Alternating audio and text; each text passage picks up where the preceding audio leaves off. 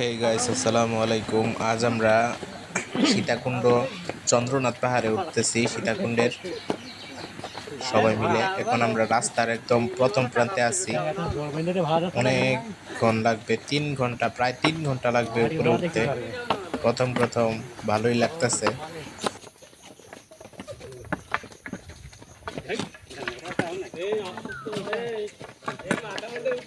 ভাই, ঘরে বসে না থেকে আপনারা সবাই ঘোরাঘুরি করবেন, তাইলে মাদকের নেশা থেকে দূরে থাকতে পারবেন, মন হালকা হবে।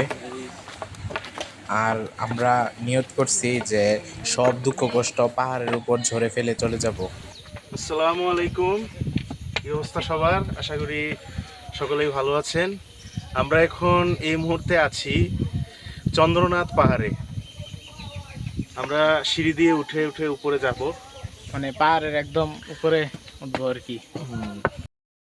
আর আমরা 3জন ভাই ব্রাদার মিলে এসেছি, তো গল্প করতে করতে উপরে উঠে যাইতেছি। বেশি টের পাইতেছি না কষ্টটা। একা আসলে আবার সমস্যা হবে আর কি। আপনারা একা কেউ আসবেন না, একা আসলে এখানে একটু রিস্ক হয়ে যায় আমার মতে। আমরা চলে এসেছি সীতাকুণ্ড চন্দ্রনাথ পাহাড়ে। তো প্রাকৃতিক সৌন্দর্য দেখতে আসলাম। অনেক সুন্দর একটি জায়গা, মনোমুগ্ধকর একটি পরিবেশ। তো দেখো প্রাকৃতিক সৌন্দর্য। আমরা চন্দ্রনাথ পাহাড়ের একদম উপরে আছি। পাহাড়ের সৌন্দর্যটা আপনি দেখুন। পাহাড় থেকে নিচের পুরো সীতাকুণ্ড চট্টগ্রাম শহরটা কেমন দেখাচ্ছে। মন খারাপ নিয়ে আসলে মন ভালো না হওয়ার কোনো ওয়েই নাই, মন ভালো হবেই।